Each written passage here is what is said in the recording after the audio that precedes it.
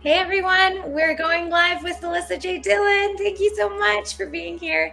We're just going to wait for a little bit to see if everyone can join and get into the live. We've been planning this for a long time, so we can't wait to actually share Alyssa's story. Yes, I'm so excited. I'm excited to once you're on, can you please say hi, introduce yourself? I would love to hear who's all in here, what you guys are working on, what kind of business you have. Are you bookkeeping, CPA, firm? What you got going on? Perfect.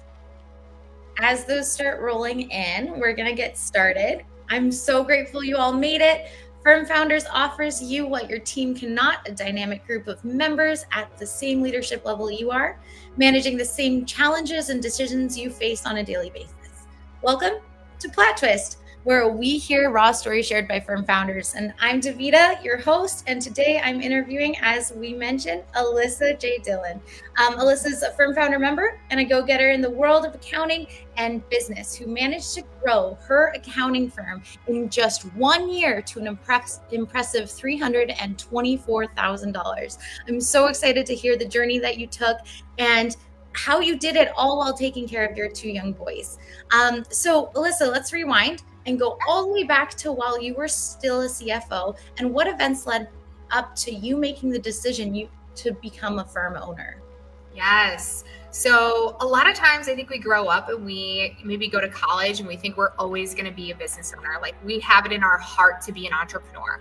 And as much as like I was an entrepreneur in my heart, I never wanted to own a business. I had no dreams or aspirations of owning a business. I thought I'd work my way up in the ranks and be a CFO or controller at some company. And I did do that. I took on a role in accounts payable, and then I was an accounting lead, controller, CFO, and I did that at a pretty young age. I was really only like 26 by the time I was in a CFO position. But I had my two boys, and I had two kids in 1 year. Had Irish twins, something I do not recommend. So if you're considering it, it was a wild ride. I'm happy I have them so close today, but man, it was a lot. And so, as you can imagine, like being a CFO and having that kind of weight on your shoulders to help a company with their financial growth and make financial decisions, it's a lot.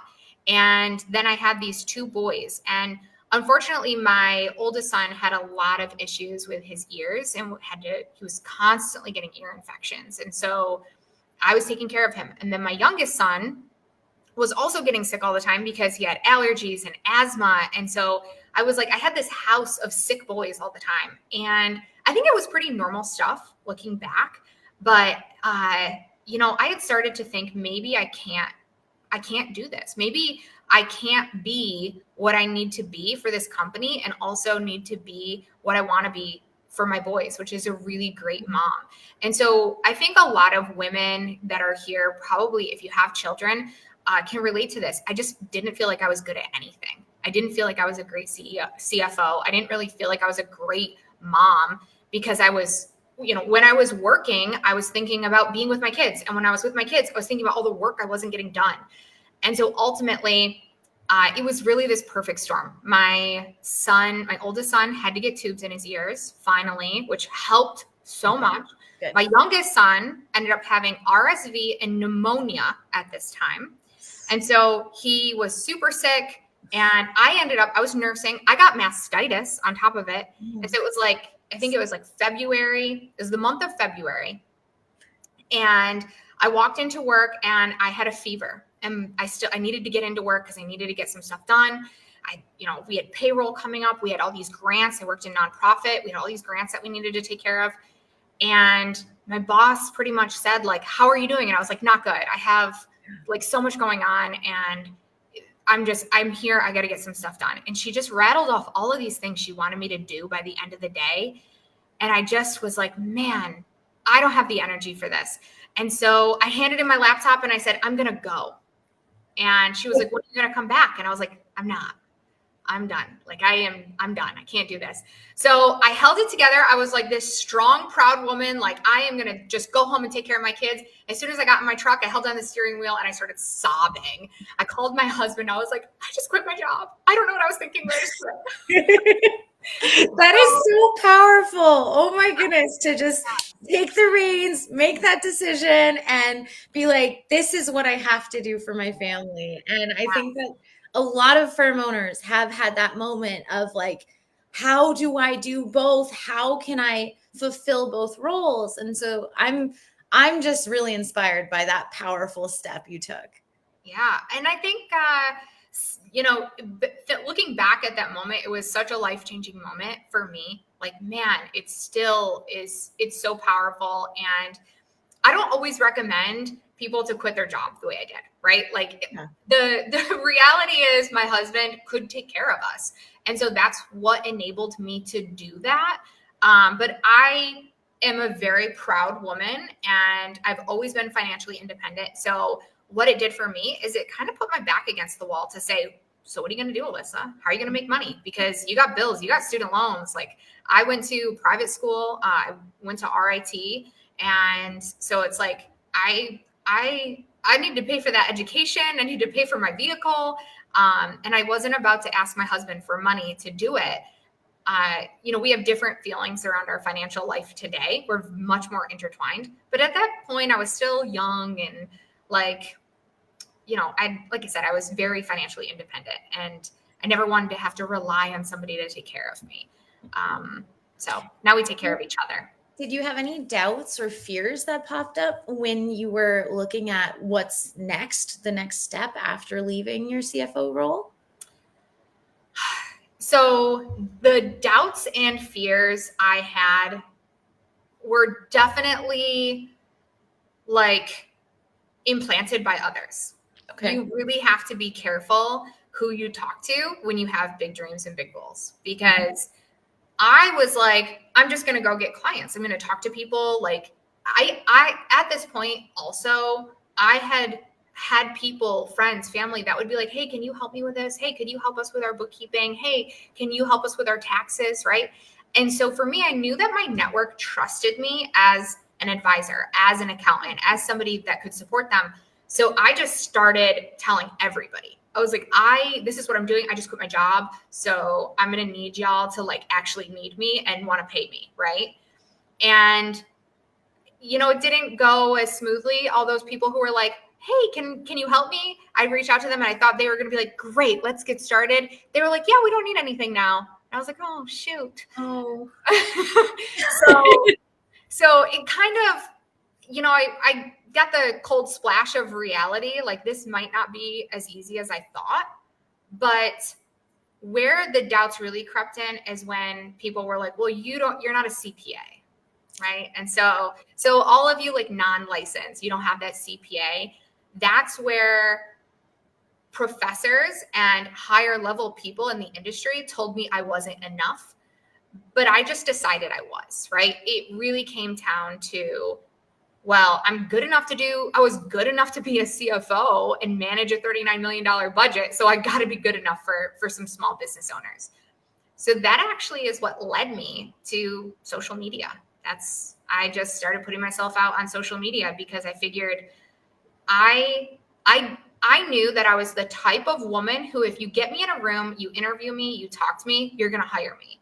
And so I thought, well, if I could just do that on a bigger scale, if more people learned about who I was and how I could help them, if I created value, and you know, those weren't the words I was using. I wasn't like, oh, if I create value. I was more so like, if I can just be visible, if people could just know how I could help them and what I used to do and how I could apply those skills to them, somebody's got to hire me eventually. And sure enough, they did. I think that's so important to hear because while firm owners know the practice, know what they need to do for the service, they might not know that they need to be visible to be able to have clients feel like they can trust them even before they even speak to them, right? Yeah. And it is so important to create that visibility. I feel like I have been saying it every day for years and years, but it's about building relationships and cultivating those relationships and collaboration. The more people you talk to, the more people who know what you do, the better off you're going to be. Because they might not need your help right now, but if you leave a lasting impression, they might need you 6 months from now, or they're going to recommend you to someone else. At some point, I had like our local H&R Block recommending people to me. I never went to H&R Block. I had no reason to go there. But somebody at H&R Block heard that I could help all these small business owners with their bookkeeping and accounting and get them, set up correctly.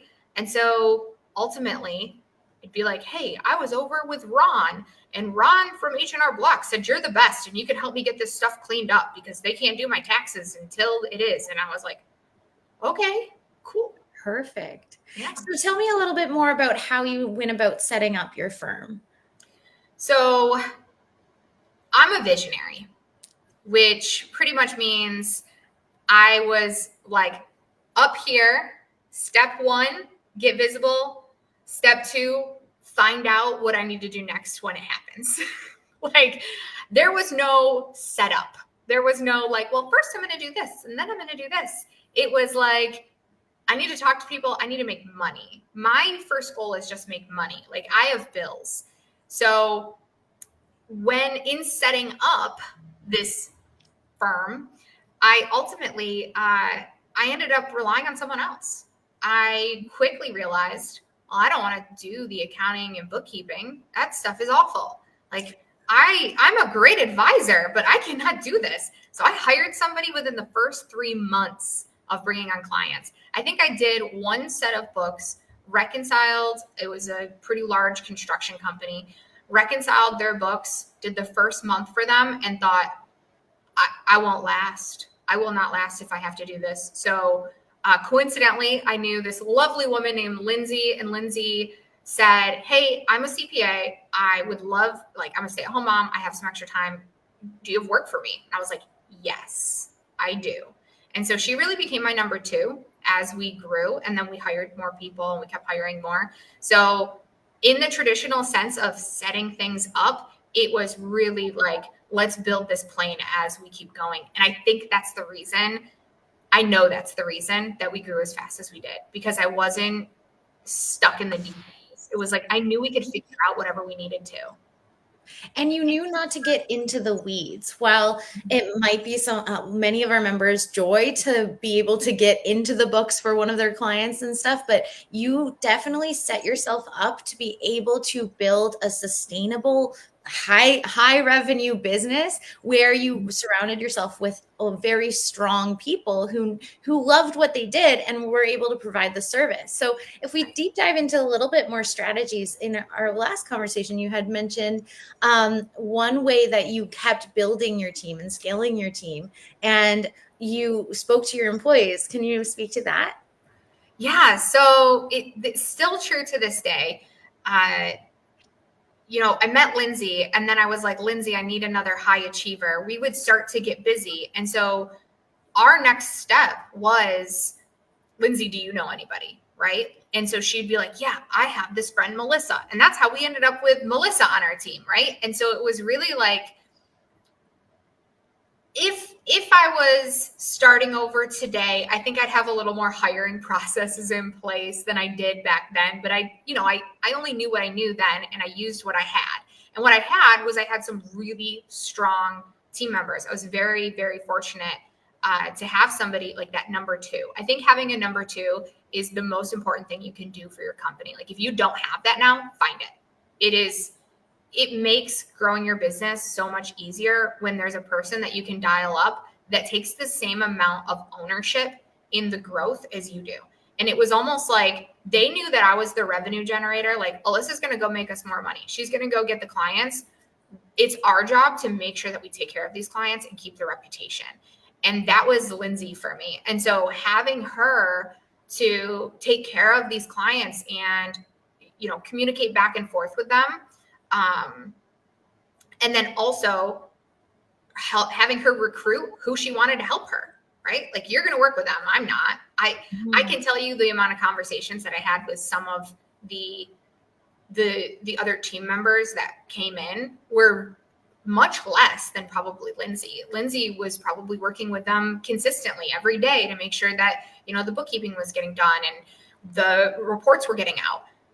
I was the visionary. I was so focused on like, let's grow. We got to grow it. And I find that when you have an employee persona that you want to match when you go and start hiring, the speed that you need, the service delivery that you need, and the intentionality with clients. So I think what I'd like to talk a little bit about is, as you were building your business, what was one of the key principles around relationship building that you held on to? Because these clients have to trust you and then you have to deliver. So as far as relationships go, the first thing that I felt was so important is I didn't ever go into conversations with expectations, right? There was no energy around like, well, I really hope this person turns into a client, or I really hope I can make some money with you. It was always find out what they're going through, find out what their goals are, and decide if I can actually truly help them. If I can't, it's okay. Like I'll give them the advice to go somewhere else or find some other service. But I think that if you show up to truly serve people in a way that is totally selfless, then building relationships will be the foundation of your growth, because people feel that, right? They feel that you truly care, that you're not here for a sales pitch. And like to go even a little deeper, like building a business is not about you at all. That's, I think, the hardest thing for us to realize is it's not about you. It's about what you're bringing to the rest of the world and how you're here to be servient to your industry, servient to the people that are around you. And if you can't lean into that, if you're just thinking, how do I make more money? How do I make my life better? You're looking so internal. It's hard for you to see how you could actually create the impact you need to. So it's shifting from an internal dialogue to external. How did they need me? What can I do for them? Right? And have no expectations in return. I think we always have this expectation. We put an outcome on it, right? Mm-hmm. I have this expectation that if I talk to you, you're going to pay me this amount of money. If I do this, you're going to do this. I need something in return. Well, what if you release all those expectations, all of those outcomes that you desire, and just showed up to support your community? Like, how would things shift then? How would people see you? Because they're seeing you in a way already, right? No matter what, they're building judgment. We all judge. And so they're building judgment. How do you want to be judged? As a service provider, as somebody who's creating value, or somebody who's looking to take? And that's such a powerful thing, especially from the beginning of your story, where your initial desire was, I need to make money now that I've left my CFO role, and how that transitioned into, if I build the relationships, they'll see me and create that visibility that they know they can trust me. And you are so right to say that we are being judged by how we are seen out in the world. So if we are offering as much value, as much a service to those that we can help, they will remember that, even if maybe those people that you called, that they weren't ready for the work that you could provide yet, but they might have remembered that, right? Yeah. So we're at a time for today, but Alysa, I'm so grateful you were here to share your story. Do you have any lasting comments that you want to give advice to any of our members today? Yeah. So, you know what, the last thing I would say is, like, lean into what you know, right? We always want to be better, and in high achievers, we're all high achievers here. And so you're always going to want to learn more, get another license, collect more education. You're going to want to do that. I know you are, but lean into what you already know and show up with that. If you're thinking, oh, Alyssa, I know that you've done this via social media and you're saying show up, provide value, but it's like, but what if I don't know this other thing? Well, what do you know? You're going to build your confidence when you lean into what you know and have conviction in that. Thank you so much for that. Alyssa, you're on a mission to help other women in the accounting field. I'm so grateful that I can be part of that story right now, listening to what your journey has been. And as you help other people build their businesses to six figures, I know that a lot of our members have had that feeling of overwhelm. And if you want more help from Alyssa, she has her own Facebook group called Make Money, Not Excuses, 7-Figure Mindset and Marketing Strategies. And that's where you can go and learn how to become more visible, how to show the value that you can provide. And I'm just so grateful that you came over to From Founders today to share with our group. And feel free to put in the comments if you were able to watch this. What was your journey? Did you leave a role that you already that you felt struggling between family and your role as an employee, and how did you become a founder? So thank you, everyone. I really appreciate you all being here today. Thank you. Bye.